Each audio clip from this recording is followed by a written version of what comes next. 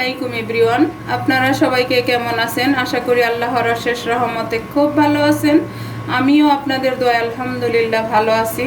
তো আজকের recipe Qurbani Eid special একের ভিতরে দুই, গরুর মাংসের চুনচুনি আর তেল, চর্বি থেকে তেলটা কিভাবে উঠানো যায়। একসাথেই রান্নাটা হবে, তেলটা উঠে যাবে এবং চুনচুনিটাও বানানো হয়ে যাবে। এই চুনচুনিটা পাকিস্তানিদের ফেভারেট একটা খাবার এবং অনেক ফেমাস, অনেক এটা, এবং হায়দ্রাবাদের মানুষও খায়, হায়দ্রাবাদেরও অনেক ফেমাস। আর এটা রান্না করতে কিচ্ছু লাগে না।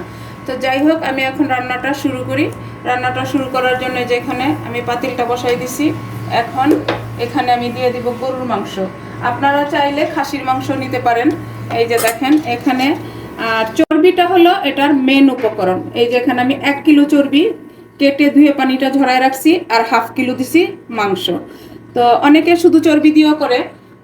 এখন এটা আমি পুরাটাই পাতিলে ঢেলে দিব, কিচ্ছু না, কোনো মশলা না, কিচ্ছু না, শুধু একটু লবণ এই চুনচুনিটা বানানোর জন্য।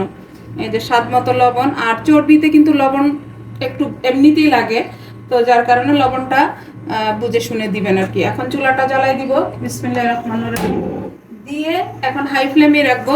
দিয়ে শুধু এটাকে আমি নেড়ে নেড়ে প্রথমে ওঠার জন্য অপেক্ষা করবো। এখানে কিন্তু আমি কোনো তেলও দিলাম না, কিচ্ছু না, কোনো মশলা না। তো প্লিজ আমার ভাই বোনেরা, এই চুনচুনিটা এই কুরবানির ঈদে আপনারা বানান। যে খাসি পছন্দ করেন খাসি দিয়ে বানান, যে গরু পছন্দ করেন গরু দিয়ে বানান। এই যে দেখেন এখন এইভাবে নেড়ে নেড়ে, এটা থেকে তো পানি উঠবে, পানিটা তো মাস্ট উঠবে, তো পানিটা শুকা যাবে আর আস্তে আস্তে এটা তেল ছেড়ে দিবে। তো একই সাথে কিন্তু দুইটা রেসিপি হয়ে যাচ্ছে। এই চর্বিটা থেকে তেলটা উঠানো হলো আর মাংসটাও ভাজা হয়ে গেল। তো এই চুনচুনিটা প্লিজ আপনারা একবার হলো বাসায় ট্রাই করেন। আশা করি নিরাশ হবেন না যারা এই কুরকুরে অবস্থায় মাংসটা খেতে পছন্দ করেন, যেহেতু সামনে আমাদের কুরবানির ঈদ। এই যে দেখেন আমার প্রিয় ভাই বোনেরা, এই যে পানিটা কিন্তু উঠে আসছে। এখন আমি এটাকে ঢেকে দিব, ঢেকে পানিটা আরও উঠা পর্যন্ত অপেক্ষা করব, যতটুকু উঠার যেন উঠে যায়। এই যে দেখেন মাংসটা থেকে কিন্তু এই যে পানিটা উঠে আসছে, দেখেন মাংসটা। এখন এটাকে আমি ঢেকে 10 মিনিট রান্না করবো। 10 মিনিটের মধ্যে ইনশাল্লাহ পানিটা শুকিয়ে যাবে। আমি 10 মিনিট পরে আসলাম, মাশাআল্লাহ দেখেন পানিটা শুকায়া এই যে তেলটা ওঠা শুরু হয়েছে।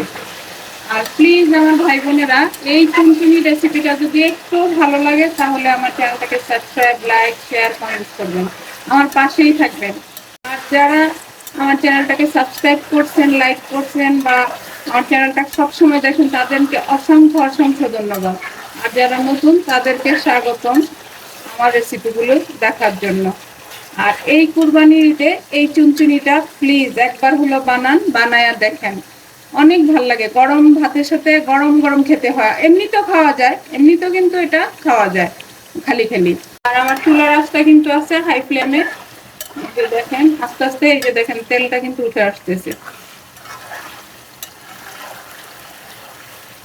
এই যে দেখেন আমার প্রিয় ভাই বোনেরা, তেলটা কিন্তু অলমোস্ট এই যে উঠে আসতেছে, তেলটা উঠে আসবে আর এই মাংসটা তেলটা মানে চর্বিটা ভাজা ভাজা হয়ে যাবে। তো এই জন্যে একের ভিতরে দুই। আর তেলটা দিয়ে আমরা ইচ্ছা করলে পরোটা খেতে পারবো, অনেকে কিন্তু পোলাওর মধ্যে দেয় বা বিরিয়ানির মধ্যে দেয়। এটা রেখে দিলে আমরা অনেক কিছুতেই এটা ব্যবহার করতে পারবো, তাই না আমার ভাই বোনেরা? আর মাংসটা তো এখনই খেয়ে নিব। আর যদি কেউ বেশি বানান তাহলে কিন্তু এটা এয়ারটাইট বয়মে অনায়াসে 1 মাস রেখে খেতে পারবেন। যখন খাবেন তখন নামায়া একটু গরম করে খাবেন। বাহিরে যারা আছেন হায়দ্রাবাদের বা পাকিস্তানের, ওনারা কিন্তু নিয়ে আসে, আনার পরে খাওয়ার সময় এটা একটু গরম করে ভাতের সাথে খেয়ে নেয়। তো এখন যেহেতু সামনেই আমাদের কুরবানির ঈদ, তখন তো আমাদের কাছে সব রকমের মাংসই থাকে, যে যেটা পছন্দ করেন সেটা দিয়ে বানিয়ে নিতে পারেন। দেখেন মাশাআল্লাহ এই যে তেলটা কিন্তু উঠতে শুরু করছে। এখন আমি এই পর্যায়ে চুলার আঁচটা মিডিয়াম টু লো করে দিব। আর এই চুনচুনি রেসিপিটা করার জন্য কিন্তু কিচ্ছু লাগে না, একদম শুধু একটু লবণ আর এই মাংসটা থাকলেই হয়। মাশাআল্লাহ মাশাআল্লাহ, এত সুন্দর একটা ফ্লেভার আসতেছে, বাসায় না বানালে কিন্তু পাবেন না। দেখেন লাল লাল হয়ে উঠছে। এটা আপনাদেরকে আমি একটা ছাঁকনি দিয়ে দেখাই।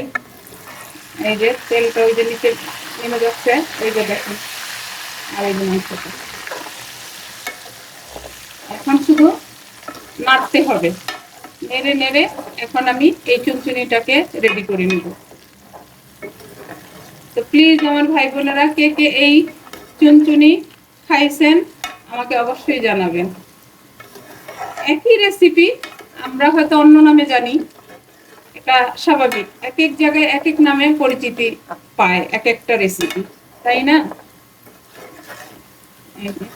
আর আমার নতুন রাঁধুনি যারা আছেন তাদের উদ্দেশ্যে বলি, আপনারাও কিন্তু একদম ইজি ওয়েতে এটা কুরবানির মাংস দিয়ে চর্বি দিয়ে বানায় নিতে পারেন।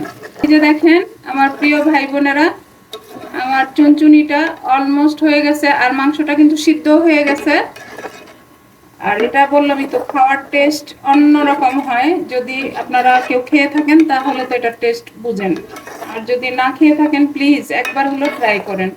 এই যে দেখেন তেল উঠে আসছে, কিন্তু কত তেল উঠে আসছে।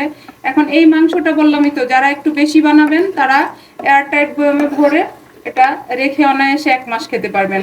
আর তেলটা তো 6 থেকে 1 বছরও রাখা যায়, 6 মাস থেকে 1 বছরও রাখা যায়। কারণ এইভাবে তেল উঠে আমার খালাম্মাকে দেখি অনেক দিন পর্যন্ত রাখে, তো রাখা যায়। এটা সম্পূর্ণটাই যদি এই চুনচুনিটা প্লাস তেলটা যদি কাচের বয়ামে বা কাচের বক্সে রাখেন তাহলে বেশি ভালো হয়, প্লাস্টিকে না রেখে।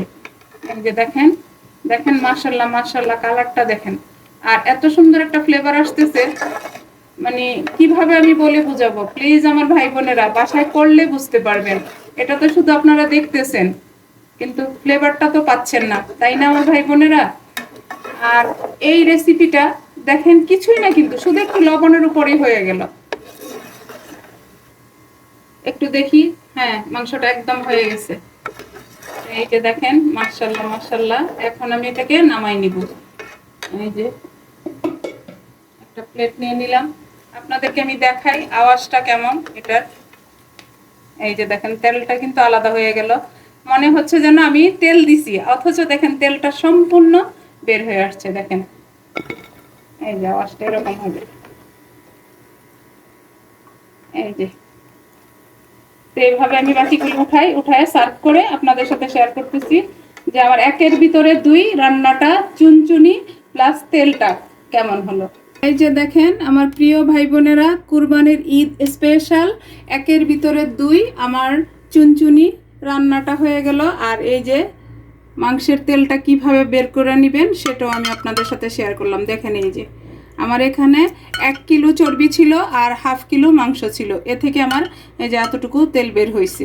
এখন এই তেলটা দিয়ে আমরা পরোটা খেতে পারি, আমরা পোলাও খেতে পারি, যে যেটাতে পছন্দ করেন, বা যদি কখনো গরুর মাংসের বিরিয়ানি হয় তখন ওটাতে দেওয়া যেতে পারে।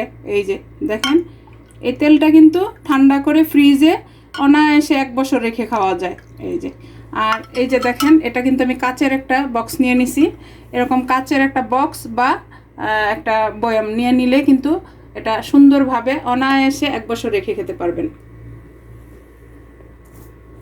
এই যে দেখেন এখন আমি এই যে এটা তো তেলটা তো নিয়েই নিলাম, এখন এটাকে ঠান্ডা করে এই যে ঢাকনাটা লাগিয়ে আমি এটাকে ফ্রিজে রেখে দেবো। এখন ঠান্ডা হওয়ার জন্য কিন্তু এভাবে রাখলাম। আর এই যে এটার জন্য আমি আরেকটা কাচের বাটি নিয়ে নিছি, আর এই যে কাচের বাটিটাতে যদি আমি এই মাংসটাও রেখে দেই, এখন যতটুকু খাওয়া যাবে অতটুকু তো খাবো, আর বাকিটা এটাতে রেখে দিব। তো প্রথমে আমি আপনাদেরকে দেখাই মাংসটা কেমন।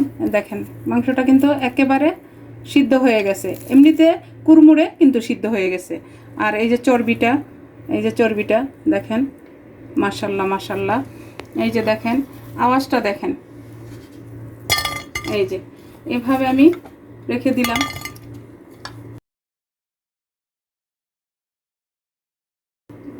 এই যে আপনারাও কিন্তু এভাবে একটা কাচের বয়মে বা কাচের বক্সের মধ্যে রেখে দিতে পারেন। এই যে দেখছেন মাশাল্লাহ মাশাল্লাহ। এই যে এভাবে ঢাকনাটা যদি এখন আমি এই মাংসটা ঠান্ডা করে লাগিয়ে রাখি বা এই তেলটা ঠান্ডা করে লাগিয়ে রাখি, তাহলে কিন্তু আমি অনায়াসে এটাকে মাংসটা খেতে পারবো 1 মাস, আর তেলটা খেতে পারবো 1 বছর। আর এই মাংসটা যখনই এটা এয়ারটাইট বয়মে বা বাটিতে রেখে ফ্রিজে রাখবেন, খাওয়ার একটু আগে এই তেলটা দিয়ে আবার একটু গরম করে নিতে পারেন, তাহলে একদম আজকে যেমন আমি বানাইছি একদম সাথে সাথে বানানোর যে টেস্টটা, সেই টেস্টটাই আপনারা পাবেন। তো আজকে আমার এই কুরবানির ঈদ স্পেশাল 1-এর ভিতরে 2 চুনচুনি এবং চর্বি থেকে তেল ওঠানো রেসিপিটা বানানো শেষ হয়ে গেল। আমি আবার নতুন কোনো রেসিপি নিয়ে আপনাদের সামনে আসব। আল্লাহ হাফেজ।